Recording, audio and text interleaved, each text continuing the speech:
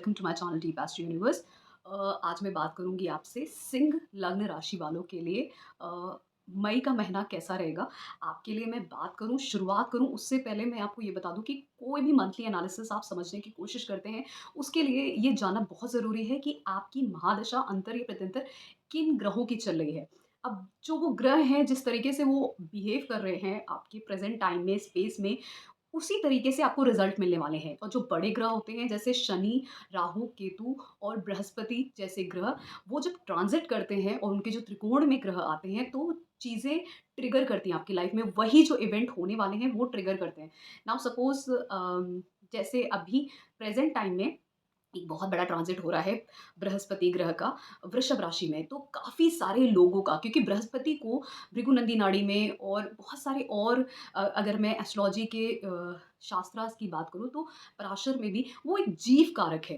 तो जब जीव कारक जो जिस भी साइन में जाते हैं, अगर वो अब टॉरस मतलब वृषभ राशि में जा रहे हैं, तो वृषभ राशि की सारी क्वालिटीज़ जो होती हैं ना, वो कहीं न कहीं जो जीव है उसका ध्यान 1 साल के लिए उसी तरफ ही केंद्रित होने वाला है।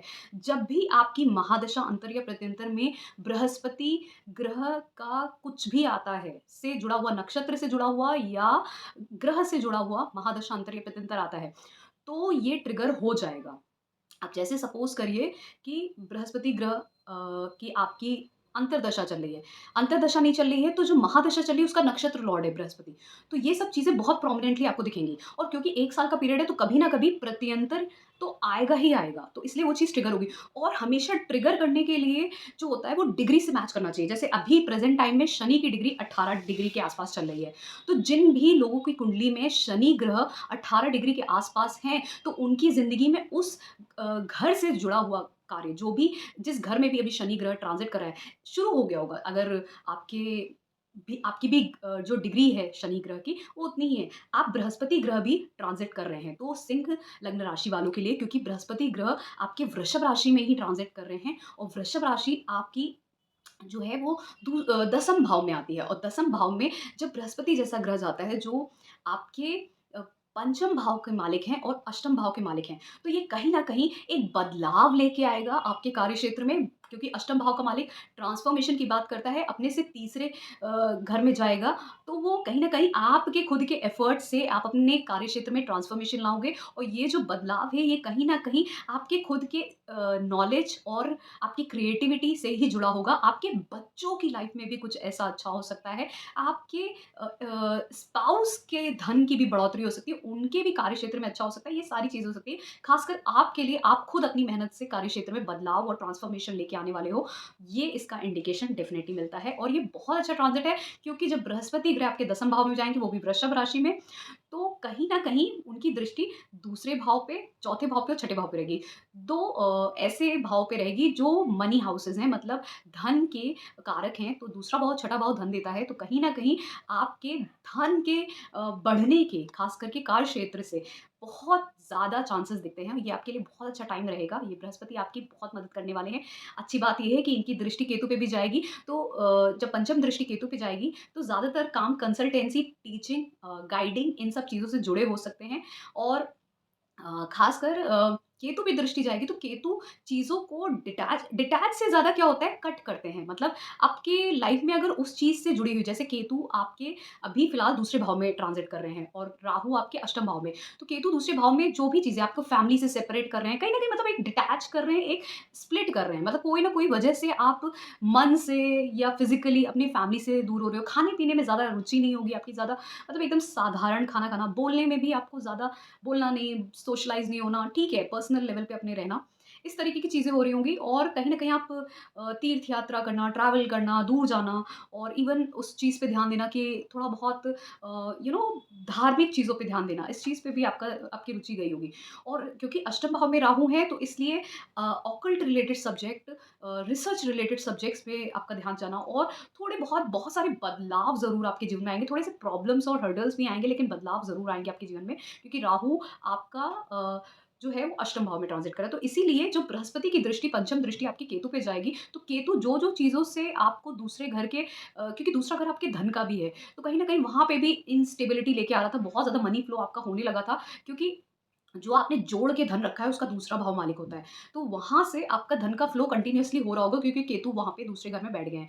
तो अब जब बृहस्पति की दृष्टि वहाँ पे जाएगी तो कहीं न कहीं बृहस्पति उस धन को इतना बढ़ाएँगे कि जो आपका खर्चा केतु की वजह से हो रहा था, वो खर्चा थोड़ा क कंट्रोल हो जाएगा। मतलब सपोज़ करिए पहले आप अर्निंग कर रहे थे 50% की, लेकिन खर्चे भी आपके 30-40% थे। मतलब अगर आपका जैसे आप ये सोचिए, आप सपोज़ 50,000 कमा रहे हैं लेकिन आपके खर्चे भी 40,000 हैं। तो अब ऐसा होगा कि आपकी सैलरी बढ़ के 80-90,000 हो जाएगी, लेकिन खर्चे वही 40,000 ही रहेंगे। इस तरीके की चीज़ें हैं, तो बृहस्पति इस तरीके से आपको प्रभाव देंगे और कुछ बेटर करेंगे आपकी लाइफ में। फिर उसी के साथ दूसरी चीज़ जो आपकी लाइफ में ये होगी कि अ, जैसे मैं बात करूँ कि इसी के साथ-साथ मंगल ग्रह की बात करते हैं, तो मंगल ग्रह जो हैं वो मीन राशि में ही रहेंगे। मीन राशि आपके अष्टम भाव में है और अष्टम भाव में जब मंगल होते हैं तो कहीं न कहीं आपको ज़्यादातर किन चीज़ों से बचना है? आपको ज़्यादातर अ, अचानक से कुछ हो जाए, एक्सीडेंट भी हो जाए, वो भी अचानक से हो सकता है। और क्योंकि मंगल मीन राशि में राहु के साथ है, तो इसलिए मैं बोलूँगी कि ये प्रोमिनेंट हो जाता है कि अचानक से आपका कुछ एक्सीडेंटली कुछ हो गया। अच्छा भी हो सकता है, बुरा भी हो सकता है, दोनों चीज़ें हो सकती हैं। और क्योंकि मंगल पहले 14 मई तक उत्तरा भाद्रपद नक्षत्र, जो शनि का नक्षत्र है, और उसके बाद रेवती नक्षत्र, जो बुध का नक्षत्र है, उसमें रहेंगे। तो इसलिए शनि जो है, वो आपके सप्तम भाव के में बैठे हैं। तो कहीं न कहीं ये चीज़ आपको घर से दूर ले जाने के लिए सडन ट्रांसफॉर्मेशन, लेकिन अच्छा ट्रांसफॉर्मेशन आपके स्पाउस के साथ, आपका स्पाउस के लाइफ में थोड़े सडन ट्रांसफॉर्मेशन आना, डिफिकल्टीज़ आना, ये सारी चीज़ें हो सकती हैं। लेकिन ये दूरी भी लेके आ सकता है आपके और स्पाउस के बीच में।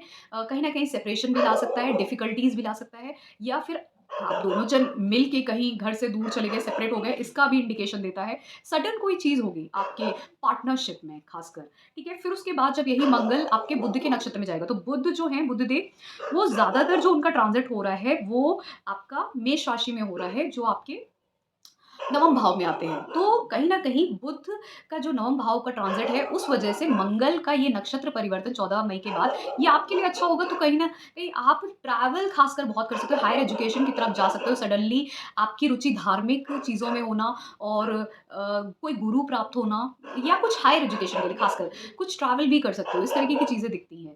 तो और ये भी हो सकता है कि आप कुछ अपने पिता के साथ जुड़ के भी कोई कार्य कर सकते अब एस्ट्रो यूनिवर्स लेके आया है कुंडली एनालिसिस बुकलेट, आपकी पर्सनलाइज्ड कुंडली बुकलेट, जिसमें आपको D1 chart, D9, D10 chart, आपकी महादशास जो अच्छी हैं या बुरी हैं, और साथ में मेजर इवेंट्स जो आपके लाइफ में होने वाले हैं उससे रिलेटेड टू ये बुकलेट सिर्फ 1000 रुपीज़ में। तो अभी बुक कर सकते हैं आप हमारी ईमेल आईडी पे या फिर व्हाट्सएप नंबर पे हमें मैसेज करके। को इसका भी इंडिकेशन मिलता है, क्योंकि बुध मंगल की राशि में रहेंगे और मंगल बुध के नक्षत्र में रहेंगे, तो ये एक 9 और 8 का कॉम्बिनेशन बन जाएगा, और कहीं न कहीं उसमें जो जुड़ाव है वो आपके चौथे भाव का भी हो जाएगा। तो कहीं न कहीं माता-पिता का सहयोग आपको मिल सकता है, और आप कहीं हो सकता है आपका बदलाव हो जिसमें आपके माता-पिता का सहयोग मिले, या फिर ऐसा भी हो सकता है आप घर से दूर जाओ और उसमें आपका लक राइज़ करे, सडन ट्रांसफॉर्मेशन हो, आपको गेन्स हो, अपॉर्च्युनिटीज़ मिले, इस तरीके के भी बदलाव हो सकते हैं। तो ये अच्छे-बुरे दोनों बदलाव